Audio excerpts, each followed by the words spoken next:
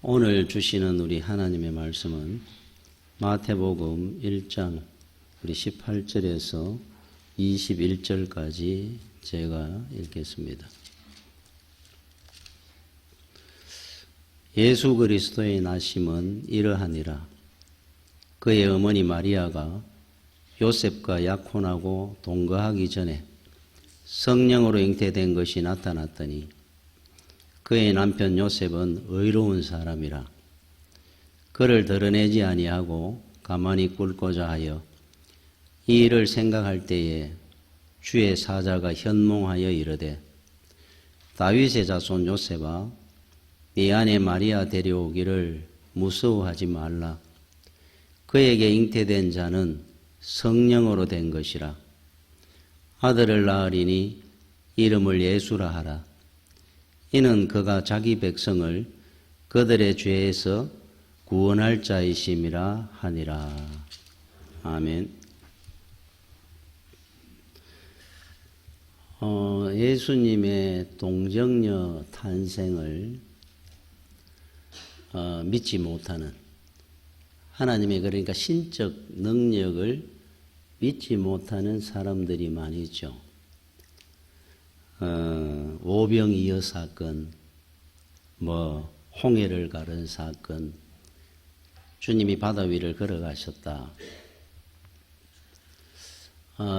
인간의 머리로 이해가 되는 신은 신이 아니다 하는 말이죠.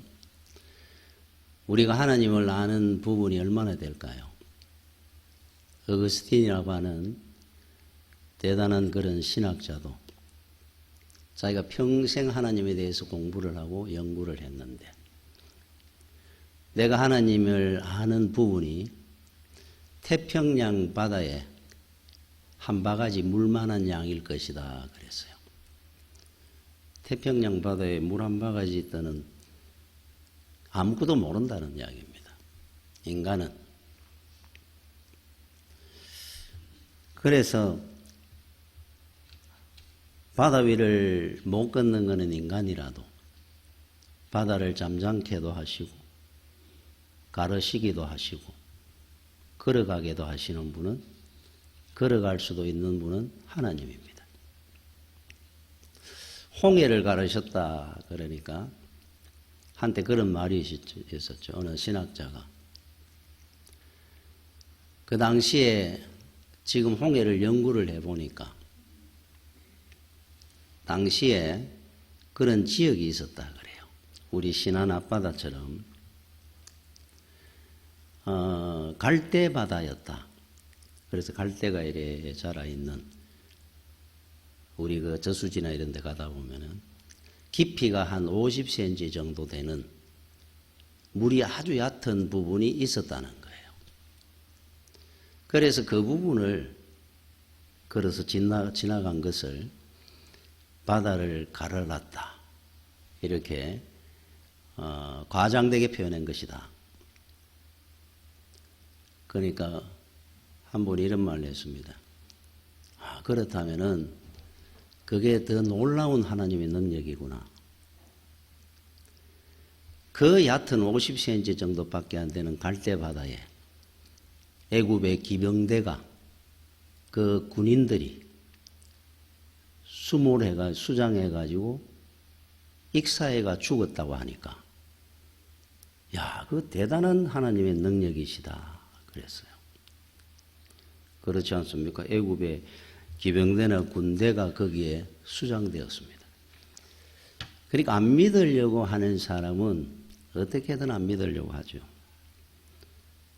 동정녀 탄생에 대해서 한 30여 년 전에 연예인 교회, 당시 구봉서 장로님이 그 계시고 할 때 성경 공부를 하는 중에 이 부분에 대해서 여러 집사님들이 계속 의문을 가지고 목사님한테 계속 질문을 하고, 그때 구봉서 장로님이 그랬다 그러죠. 이제 그만하라고 하는 의미로. 지 서방이 괜찮다는데 너가 왜 난리냐 하며 소리를 질렀다 그래요.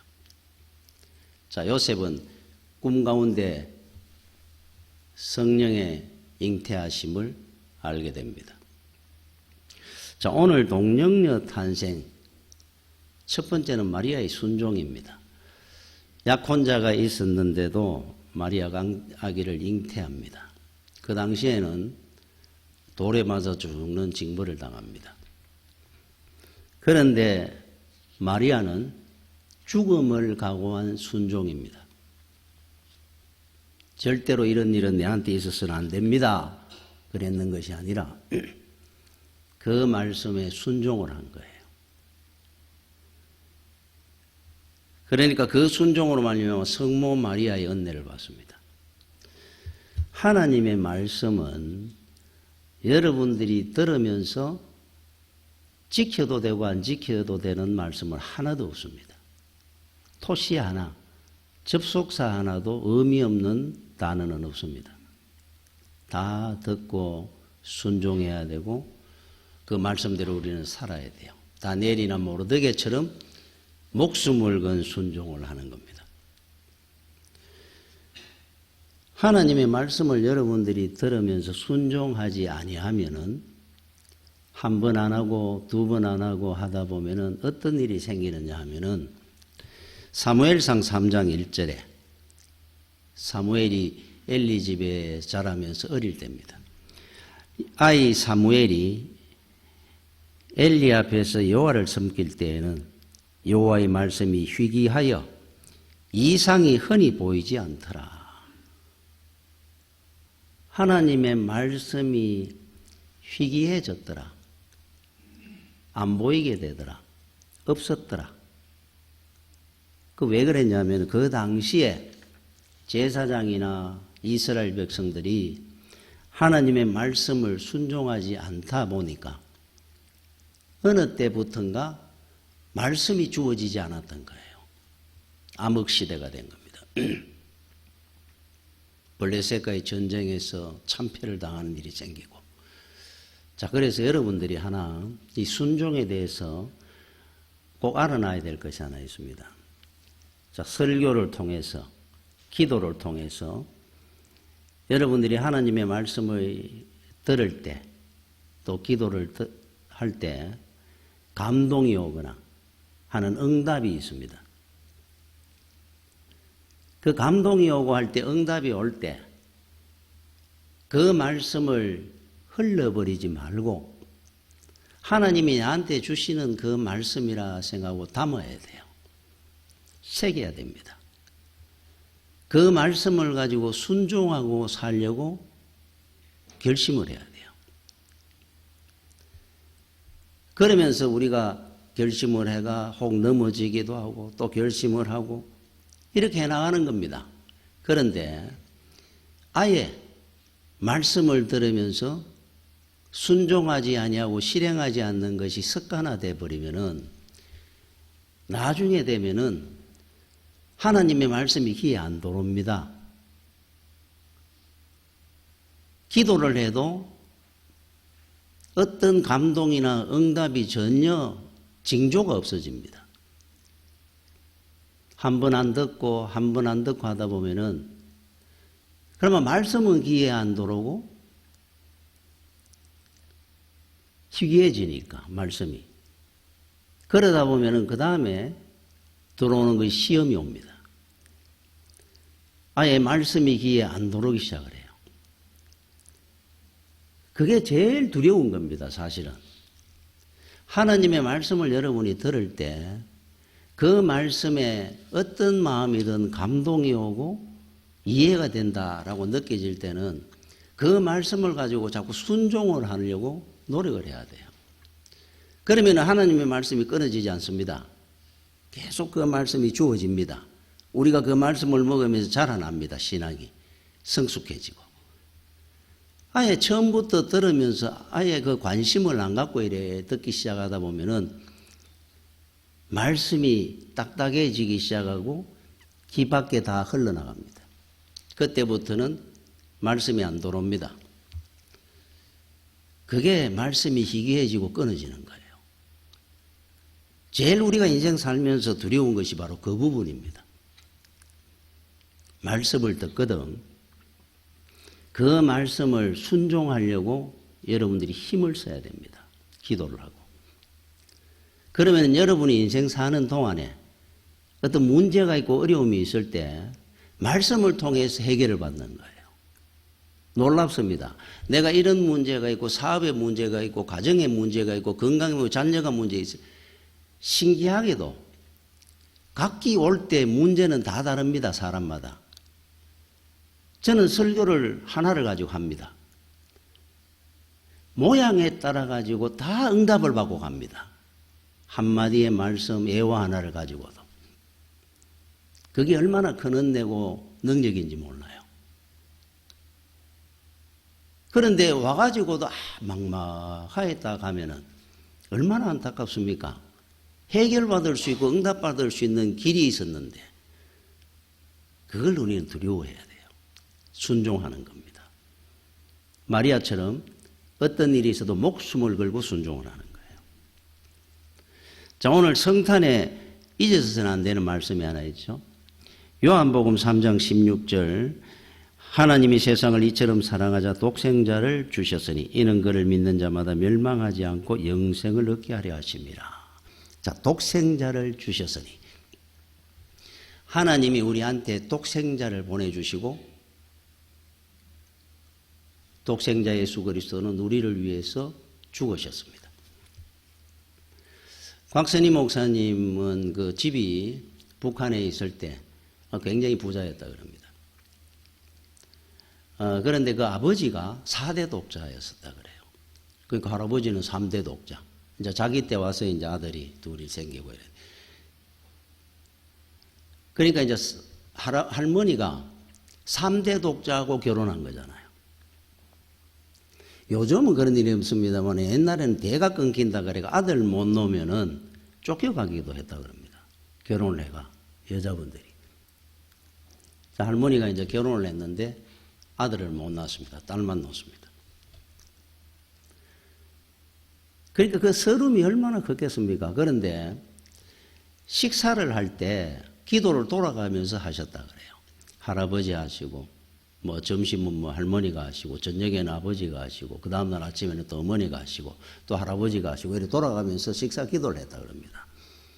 그러니까 이제 목사님은 이제 어릴 때 이래 듣고 있습니다. 할머니 차례가 되면은 기도하는 중에 처음 시작을 하면서 하나님 아버지 독생자 예수님을 우리를 위해서 이 땅에 보내주시고 죽기까지 사랑해 주신 그 은혜를 감사를 드립니다. 이렇게 이제 기도를 시작하는데 이 부분 한번 하면은 우시는 거예요. 서름이 북받쳐가지고 독생자를 이 땅에 보내시고 죽기까지 일하다가 이제 우시는 겁니다. 기도를 한 번도 끝까지 해본 적이 없다 그럽니다. 할머니가. 그러면 나중에 그래 한 5분간 이래 전부 있다가 눈을 이래 떠가지고는 대강 마무리하고 식사하고. 이유가 아들 때문에 서름을 엄청 당했는 거예요. 할머니가. 3대 독자하고 결혼해가지고. 그러니까 나중에 이제 마지막 기회입니다. 그 곽선희 목사님 아버님을 이제 낳기 전에 이제 마지막 기회였어요. 이제 아들을 못 놓으면은 이제 쫓겨가는 겁니다. 할 말도 없습니다. 이 집에 대를 끊게 만들어 놨으니까. 한나처럼 얼마나 울며 기도했겠습니까? 하나님 앞에. 아들 달라고. 내 집에서 이제 쫓겨갑니다. 하나님. 살려달라고 기도를 한 거예요.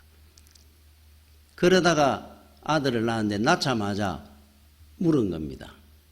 또 딸이냐고. 아들이다 하는 말에 막 슬피 울었다 그래요. 그 감정이 아직 살아가지고 독생자 하면은 눈물이 쏟아지는 겁니다. 옛날에 당했던 그 서름이. 자, 우리 하나님께서 우리에게 독생자를 주신 겁니다. 우리는 잘 못 느낍니다. 곽선희 목사님 할머니처럼 아들 못 낳아 그 서름 당하다가 외동아들 하나 낳았을 때 그 기쁨이 얼마나 큰지를 그 아들 못 죽이거든요. 그런데 어떻게 낳은 이 자식을, 외동아들을 어떻게 죽이느냐? 상상이 안 되는 겁니다, 이 할머니는. 그렇게까지 나를 사랑하셨구나. 여러분 아십니까? 자, 예수님을, 독생자 예수님을 우리를 위해서 죽기까지 이 땅에 사랑하셔서 보내신 하나님이 뭘 못해 주겠습니까? 그렇다면 못해 줄 게 뭐가 있겠어요? 외동아들 죽이면서까지 사랑했는데 다 줄 겁니다. 다. 얼마나 큰 은혜인지 모릅니다. 여러분 우리 성탄절이 되면 우리가 가져야 될 마음이 하나 있습니다. 빌립보서 2장 5절에서 8절까지 제가 한번 읽어보겠습니다. 이 마음을 우리는 가지는 것이 성탄입니다. 너희 안에 이 마음을 품어라. 곧 그리스도 예수의 마음이니 그는 근본 하나님의 본체시나 하나님과 동등됨을 취할 것으로 여기지 아니하시고 오히려 자기를 비워 종의 형체를 가지사 사람들과 같이 되셨고 사람의 모양으로 나타나사 자기를 낮추시고 죽기까지 복종하셨으니 곧 십자가에 죽으심이라. 너희 안에 이 마음을 품으라. 예수님의 그 사랑, 하나님의 그 사랑이 어떤 건지를 가지고 살아라는 거예요. 우리가 그런 사랑을 받은 사람이니까. 곧 그리스도 예수의 마음이니. 자, 예수님의 마음을 가지고 살아라. 이 마음이 어떤 것이냐? 에케노센 그랬습니다. 여러분 7절에 보면은 너희 안에 마음을 품으라 그래가 오히려 자기를 비워 해놨잖아요. 자기를 비웠다. 이건 어떤 것을 자기를 비웠다 그러는 거냐? 예를 들면 있지만 갖고 있으면서도 없는 겁니다. 할 말이 많은데도 안 하는 겁니다. 억울한데도 억울하지 않는 겁니다. 아프지만 아프지 않는 거예요. 이게 나를 비웠다 하는 의미입니다. 이 의미를 압니까? 할 말이 많은데도 나는 말을 하지 않습니다. 갖고 많은 걸 가지고 있지만은 나는 아무것도 없는 겁니다. 억울한데도 억울하지 않는 겁니다. 이게 자기를 비웠는 겁니다. 예수 그리스도의 마음. 그죠? 1989년도에 박상철이라는 분이 나이가 29살 때인데 검은빵을 크게 했어요. 밑에는 검은빵 하는 가게고 2층에 자기들이 살았습니다. 그 건물에. 그러니까 그 당시에 아주 검은빵이 막 큰 검은빵일 겁니다. 그런데 어느 날 비상벨이 울리길래 이분이 뛰쳐내려갔더니만은 검은빵에 도둑이 들어가지고 3인조 검은빵 문을 따고 돌아가지고는 들어갔습니다. 그 당시에 틀려간 그 돈이 3억 원. 여러분 그 당시에는 서울의 아파트 값이 3천만 원, 4천만 원 이래 할 때일 겁니다. 그때 3억이면 엄청나게 큰 돈입니다. 3억 원어치를 갖고 갑니다. 자기 전 재산이고 자기 전부였으니까 그 차 본넷대에 매달린 겁니다. 막으려고. 이 사람들이 본넷대에 박상철이라는 사람을 달고 고속으로 확 달리다가 브레이크를 팍 밟았어요. 튕겨서 날아갔습니다. 한 1, 20m 가서 떨어졌는데 뇌를 크게 손상을 입고 어느 장애가 오고 하반신 반신불수가 됐어요. 완전 인생이 그렇게 끝난 겁니다. 어떻게 보면. 한 달간 의식불명으로 있다가 눈을 떴습니다. 하반신은 못 서고 말도 떠덩거림이 겨우 합니다. 그런데 그 다음부터 이분이 했는 게 한 10개월쯤 지났을 때인데 이 사람들이 잡혔어요. 3인조 강도가. 잡혀가지고 그때 주범이었던 손모라고 하는 27살 먹은 청년은 무기징역을 받았습니다. 나머지도 10년형, 5년형에 받았어요.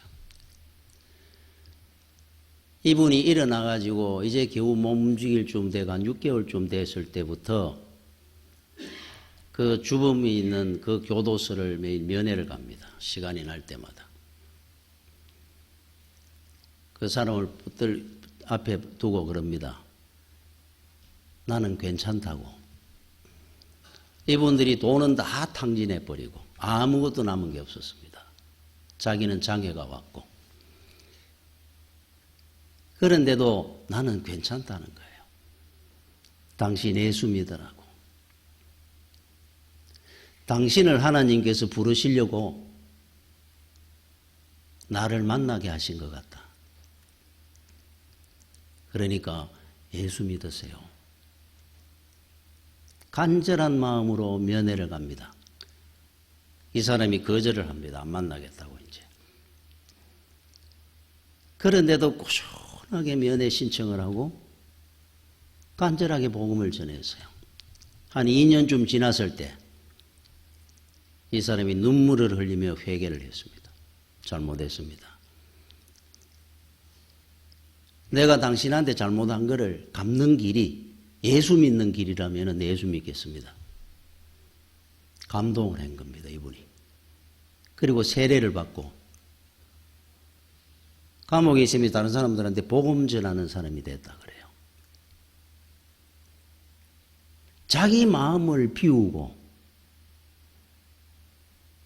예수의 마음을 가진다는 것이 어떤 것일까?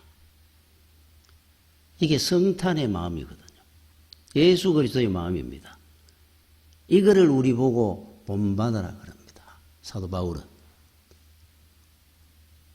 할 말이 많은데도 할 말이 없는 겁니다. 많은 걸 가지고 있지만은 아무것도 없는 겁니다. 억울한 게 있지만은 억울하지 않는 겁니다. 이게 자기를 비우는 겁니다. 예수 그리스도처럼. 자, 우리가 성탄이 돼가지고 우리가 꼭 가져야 될 첫 번째 마음이고 메시지입니다. 소요리 문답에 여러분 제가 그랬죠. 첫 번째, 첫 장 첫 절에 사람의 제일 되는 목적은 영원토록 하나님을 영화롭게 하는 것이고 영원토록 그를 즐거워하는 것이다. 이거라면은 영화롭게 하고 즐거워하는 것이 뭘까? 우리는 오해하는 게 많이 있습니다. 잘못 알고 있는 것이 있어요. 예를 들면은 이런 말을 합니다. 내가 돈 많이 벌어가는 예수 잘 믿을게요. 그럽니다. 많은 사람들이 지금 어렵고 힘들어가지고 내가 예수를 잘 못 믿으니까 나중에 내가 돈 많이 벌거든 예수도 잘 믿을 겁니다. 그건 어떤 말하고 같은 줄 압니까? 어느 재벌 아들이 예를 들어가 삼성의 이재용 회장 아들이 만약에 이런 생각을 하는 겁니다. 고3인데 세상에 보니까 먹고 살기가 이렇게 힘드는데 우리 아버지도 얼마나 힘들고 이렇게 돈을 벌었겠을까? 근데 내가 편안하게 앉아고 공부하고 앉아있다고 공부만 하니까 이게 되나? 이래가. 이게 무슨 효자야? 효도하려고 그러면 나도 아버지를 도와가 돈을 벌어들여야 되겠구나. 우리 아버지도 얼마나 고생하며 돈을 벌었을 건데. 자, 그날 보러 가서 자기 교과서를 헌책방에 팔았습니다. 그리고 그걸 가지고 껌을 사가지고 껌을 팔러 다닙니다. 또 구두를 닦았습니다. 저녁에 집에 와가지고 3,000원, 5,000원을 아버지 오늘 내가 아버지도 힘들게 돈 버시는데 나도 이제 아버지를 도와서라도 이렇게 하려고 3,000원 벌었습니다. 5,000원 벌었습니다. 아버지가 어떻게 생각할까요? 억장이 무너질 겁니다. 이 지금 뭐하는 공부하라고 해놨더니만 재벌 아들이 껌 팔아가지고 3,000원 벌어왔습니다. 5,000원 벌어왔습니다. 하는 거예요. 하나님을 영화롭게 하고 하나님을 즐거워한다는 게 어떤 건 줄 압니까? 성품적인 걸 이야기하는 건데 성품. 이걸 우리가 시계에 가서 믿음이라 이렇게 그냥 표현하는데 어느 부분을 이야기하느냐면 성품의 변화를 이야기를 하는 거예요. 우리가 새 사람이 됐다 하는 거는. 돈 벌어가 하나님 앞에 드리니 하나님이 뭐 세상 만물의 주인인데 무슨 돈을 벌어가 드립니까? 우리가 성품이 예수 그리스도를 닮는 성품이 되기를 원하시는 거예요. 그래서 예수를 닮아가는 겁니다. 내 힘으로 뭘 합니까? 모세는 그런 말을 했습니다. 하나님이 부르실 때 나는 입이 뻣뻣하고 말을 잘 못합니다. 이 노인이 가서 내가 뭐를 애굽의 바로왕을 만나서 뭔 일을 하겠습니까?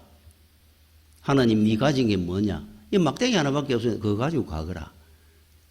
가지고 가니까 던지니까 뱀이 되고 던지니까 홍해가 갈라지고 때리니까 그냥 반성에 물이 솟고 언제 내가 네 보고 하라 하더냐 그 말이잖아요. 우리는 착각할 때가 많습니다. 나는 잘하는 게 하나도 없습니다. 나는 돈이 없어가지고 예수를 제대로 못 믿습니다. 하나님이 원하는 것은 그게 아니고 하나님이 능력의 주인이신데 뭘 또 더 원합니까? 하나님이 다 하실 건데 앞으로. 능력이 있고 없고가 뭔 상관이 있습니까? 제가 능력이 있었는데 얼마나 있겠어요? 돈이 있었는데 얼마나 있겠습니까? 만물의 주인인데 하나님이. 순종입니다. 순종. 그 미국 CBS에서 방영했던 그 언더커버 보스라고 하는 프로그램이 있었답니다. 언더커버 보스. 대기업 총수와 자기 회사 제일 말단으로 있는 일용직 근로자로 위장 취업을 하는 겁니다. 아무도 모르게. 그리고 그분들 속에 들어가서 일용직 근로자로 일을 하는 겁니다. 총수가. 그 사람이 대기업 총수인지 그 회사 총수인지 모릅니다. 일용직 근로자로 일을 하면서 그 사람들하고 이야기를 나눴습니다. 고충이 뭔지, 원하는 게 뭔지 이런 걸 직접 들어보는 겁니다. 또 그 사람들 속에서 같이 일도 해보는 겁니다. 며칠간. 해보면서 새로운 것을 보게 되고 회사의 어려운 사람들 고충도 알게 되고 그런 프로그램이었어요. 아마 그 정도 되는 총수가 있는 회사도 복입니다. 그 정도만 돼도. 그죠? 그러나 그것도 하나의 쇼잖아요. 그 며칠간 그 사람들 속에 있어 보면서 그 사람들의 고충을 들어주고 한다고 해서 그분 일용직 근로자는 아니지 않습니까? 한번 되어보는 거지. 되지는 하는 거 아니잖아요. 진짜 된다는 건 어떤 것을 이야기하겠습니까? 그 사람들의 고충이 뭐겠습니까? 어려운 거잖아요. 천짝 생활이. 그러면 자기 재산 다 나눠가지고 그 사람들이 다 나눠주고 진짜 자기가 일용직 근로자 나도 앞으로 이리 살겠습니다. 그래 산다면은 그분은 정말로 그런 삶을 사는 겁니다. 그러나 그렇게 하는 게 아니니까 잠깐 며칠간 있어 보면서 들어보는 거고 도와주는 것 정도잖아요. 진짜 언더커버 보스라고 하는 분이 누구겠습니까? 예수 그리스도입니다. 주님은 잠깐 우리한테 경험해 보려고 오신 게 아니고 만물의 주인이고 성자 하나님이신데 이 땅에 오셔가지고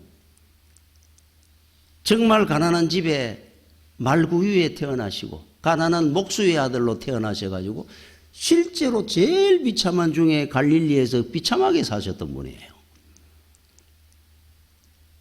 우리보다 더 가난하게 그 부유함을 버리시고 우리를 부욕해 하기 위해서 실제로 우리 주님은 그 자리까지 가셨고 우리를 구원하기 위해서 죽으시고 한 번 쇼했는 것이 아니라 이 예수 그리스도입니다. 자, 이 마음을 우리는 가져야 된다 그랬어요. 이게 성탄의 의미입니다, 사실은. 여러분, 예수 그리스도를 우리는 본받아야 되고 진정으로 우리 주님이 우리 사랑하신 것을 여러분이 이해를 한다면은 앞으로 우리 삶이 그렇게 돼야 되는 겁니다. 주님은 우리보다 더 많은 걸 버리시고 하늘 보좌를 버리고 있다 인간의 형상을 입고 왔는데 어느 기업 총수가 예를 들어서 정말 자기 재산 다 나눠주고 일용직 근로자로 해가 평생을 산다 하는 것과도 비교 안 됩니다, 사실은. 비교가 되겠습니까? 주님하고? 그런데 주님은 그렇게 사셨지 않습니까? 그러면 우리는 어떤 모습이길래?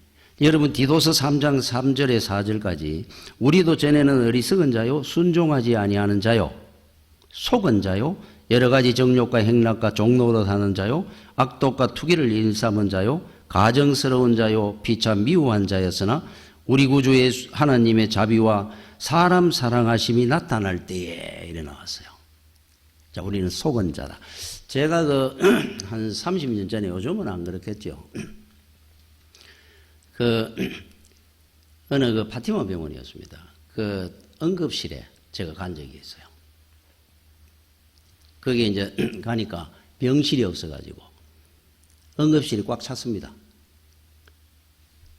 그냥 잠깐 쓰는 침대를, 일회용 침대 같은 거를 펴가지고 여기 좀 누워있으라 그랬어요. 자, 거기 누웠습니다. 좀 있으니까 사람들이 도로맞고 하나 더 펴가 놓고 그러고 있는데 전 깜짝 놀랐는 것이, 야, 이게 응급실이 아비규환입니다. 생지옥이에요. 사람들이 도로는데 피투성이가 돼가 도로고 막 실려오면서 악함이 도롭니다. 또 어떤 사람은 와가지고 싸움을 합니다. 멱살을 잡고 죽인다 살린다 그러고 막 피를 철철 흘리면서 누워가 있는데 불안해 못 누워 있겠어요. 거기서 막 뛰고 막 넘어지고 이러는데 저한테 넘어질까 봐. 여기서 좀 오늘은 안 되니까 한 이틀 정도 자리가 없으니까 여기 계셔야 됩니다. 이틀이 아니고 몇 시간 더 누워있기가 불안해 못 있겠는 거예요. 그러면서 그런 생각이 듭니다. 야, 저게 우리의 모습이구나. 저게 인간의 형상이구나. 인간의 모습이구나. 잘못된 줄 알면서 이래 살면 안 되는데 가는 걸 알면서도 막 그렇게 살고 있습니다. 왜 그렇습니까? 속았기 때문에. 누구에게? 사단마귀에게 속아서 살기 때문에. 혼이 빠져가 있으니까. 여러분, 뱀이 먹이를, 쥐나 개구리나 먹이를 탁 잡으면은 바로 탁 해가 입에 안 넣는다 그럽니다. 막 혀를 날름거리면서 해가 혼을 뺀다 그래요. 팍 이러면서. 나중에 막 죽기 전에 이거는 반 죽어 있는 겁니다. 뻣뻣하게. 그래가 잡아먹는다 그래요. 혼을 빼놓습니다. 여러분, 도박하고 마약하고 이래가지고 막 자기 인생 망친 분들이 나중에 정신 차려가 하는 말이 이겁니다. 그때 내 정신이 아니었습니다. 그래요. 자기 정신이 아니었다고 합니다. 마귀가 갖고 놀았으니까. 전부 속았으니까. 멀쩡하던 한 가정에 성실했던 한 가장이 그쪽으로 잘못된 길을 가가지고 집안이고 뭐고 가정이고 다 망쳐놓고 그 왜 그렇게 살았겠습니까? 이해가 안 되잖아요.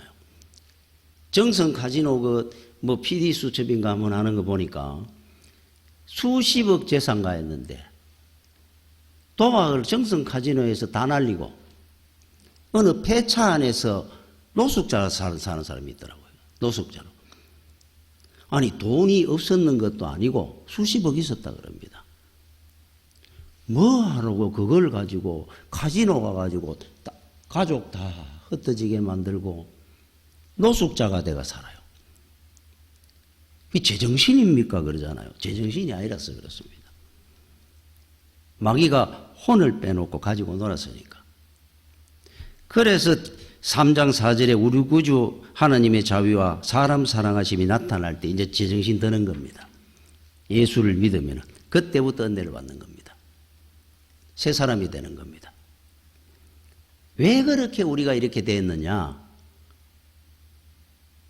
하나님을 떠난 우리 인생의 본 모습이거든요, 이게. 그쪽으로 다 갑니다, 인생은. 자, 우리는 그 은혜를 받고 새 사람이 된 겁니다. 구원을 받았어요. 자, 그러면 우리가 할 일이 뭡니까? 왕관을 쓰는 자는 왕관의 무게를 견뎌야 된다 하듯이. 여러분, 구원받고 하나님의 자녀가 됐다는 이 은혜가 엄청나게 큰 겁니다. 우리 예수를 믿고 그걸 당연한 줄 알고 의식을 안 하고 삽니다. 독생자 예수 그리스도를 우리 위해서 죽기까지 이 땅에 오시 우리를 사랑하셨다가 의미도 잘 생각 안 하고 삽니다. 그 할머니처럼 말할 때마다 눈물이 벅벅 쏟아져도 뭐 할 건데. 자, 우리의 할 일이 뭐겠습니까? 지키고 관리하는 겁니다. 우리 하나님이 원하는 것이 하나 있습니다. 성품이 변화되고 앞으로 구원받고 하나님의 자녀답게 살아야 될 걸 원하는 겁니다. 이제는 이게 성탄의 의미입니다. 성탄절을 10번 100번 예배드린다고 중요한 것이 아니라 변화되는 겁니다. 우리 주님이 이 땅에 오신 걸 생각하면서. 중국에 가면 자금성이라고 했죠. 궁궐, 옛날 우리나라 그 궁궐처럼 엄청나게 큽니다. 그 옆에는 나무가 풀 한 포기도 없습니다. 주변에 다 잘라가 없습니다. 왜냐하면 자객이 만약에 숨어서 나무를 타고 들어올까 봐 다 없애놓고 담을 엄청 높이 세웁니다. 그 앞에는 또 호수라든지 강을 만듭니다. 인공으로. 뭐 그래도 못 믿어봐가지고 땅을 파고 들어올까 봐 그 바닥에 돌을 수십 벌 여러 겹을 쌓아가지고 바닥을 만들었습니다. 황제의 목숨을 지키려고. 여러분들 우리가 가져야 될 마음이 뭔 줄 압니까? 사단이 역사하지 못하도록 믿음의 성을 굳건하게 우리는 세우고 지켜야 됩니다. 우습게 생각하듯이 취미생활하듯이 하는 것이 아니고 믿음은 목숨을 걸고 자금성이 견고한 것처럼 여러분의 믿음의 성을 견고하게 쌓아놔야 그 견고한 믿음의 성 안에 우리 자녀들이 복되게 성장하고 자라는 겁니다. 우리 인생이 거기서 복을 받는 겁니다. 우습게 생각하지 말고 열심히 믿음 생활해야 돼요. 어느 위치가 되고 자랑이 됐다고 그것으로 관리 안 하고 턱 던져 놓으면 언제 없어지는 겁니다. 옛날에 챔피언 중에 황복수, 허버트 강카는 복싱 챔피언이 제가 어릴 때 여러분들은 아마 모를 겁니다. 그래서 황복수의 엎어턱하고 막 그런 말이 있었어요. 세계 챔피언 될 줄 알았습니다. 허버트 강, 황복수 이런 사람들이 워낙 잘했거든요. 천재적인 복수라 그러죠. 어디 간지 없어져 버렸어요. 한국 챔피언, 동양 챔피언 그러다 없어져 버렸어요. 탕진해가지고 관리를 못하니까 그 정도 되고 나가지고 막 사람들이 잘한다고 칭찬하고 천재라 그러고 이러고 나니 거기서 안 무너져 버려요. 믿음의 길을 잘 가야 됩니다. 예수 그리스도는 어떤 분입니까? 한 20년 전에 소망교회에서 그 성남 그 산비탈에 거기에 장애인들이 주로 많이 사시는데 그 불우한 그 이웃을 위해 가지고 연탄을 나눠주는 그 행사를 했답니다. 그래서 한 집에 100장, 200장씩 이래 넣어주는 겁니다. 가가지고 배달을 해줬습니다. 그런데 한 집에는 이분이 맹인이었어요. 죽어나가니까 부르더랍니다. 여보시오. 그래서 마침 목사님이 지나가다 예, 우리 소망교회에서 왔습니다. 그러니까 저는 앞을 못 봅니다. 연탄만 100장, 200장 사놓고 가시마.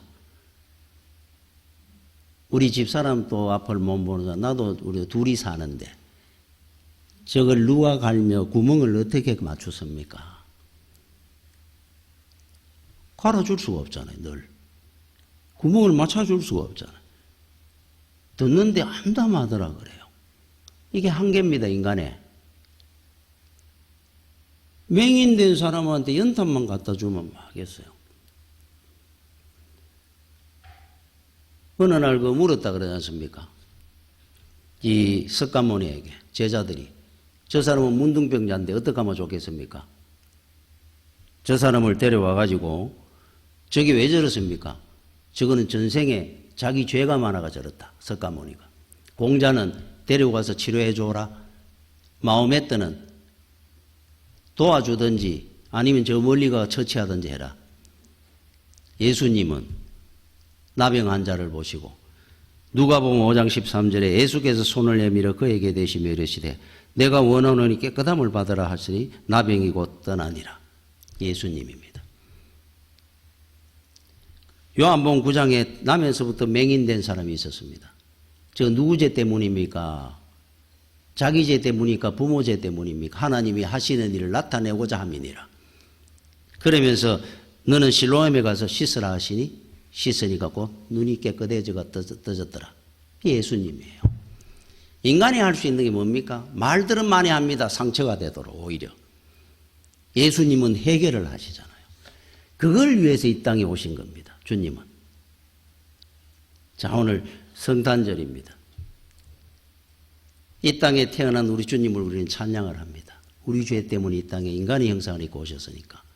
요한복음 10장 11절에 나는 선한 목자라. 선한 목자는 양들을 위하여 목숨을 버리거니와. 바로 주님입니다. 이게 성탄절의 의미입니다. 기쁨이 있지만은 주님이 왜 이 땅에 오셨는지를 다시 한번 여러분들이 기억을 하셔야 됩니다. 그리고 주님을 본받는 삶을 우리는 살아야 될 겁니다. 그게 우리 주님을 위해서 이 땅에 우리가 보여드리는 보답입니다. 누가복음 2장 14절에 지극히 높은 곳에서는 하나님께 영광이요 땅에서는 하나님이 기뻐하신 사람들 중에 평화로다. 여러분들이 가는 곳마다 우리 주님이 나타나는 역사가 일어나고 평화의 역사가 일어나는 여러분들의 삶이 되기를 축원합니다. 기도하겠습니다. 주여 은혜를 감사를 드립니다. 우리 죄를 위하여 이 땅에 오시고 우리를 위하여 하셨다가 죽기까지 아버지 하나님의 말씀을 순종하며 우리를 구원하시기를 원하셨던 우리 주님의 그 크신 사랑을 오늘 기억하기를 원합니다. 주님이 남긴 그 사명을, 그 사랑을 세상에 전가하고 사는 우리 믿음의 성도들이 되게 하여 주시옵소서. 성탄의 그 마음과 의미를 바르게 알고 믿음의 길을 잘 가는 주의 성도들이 되도록 인도해 주시기를 간절히 원하옵고 예수님 이름으로 기도드립니다. 아멘.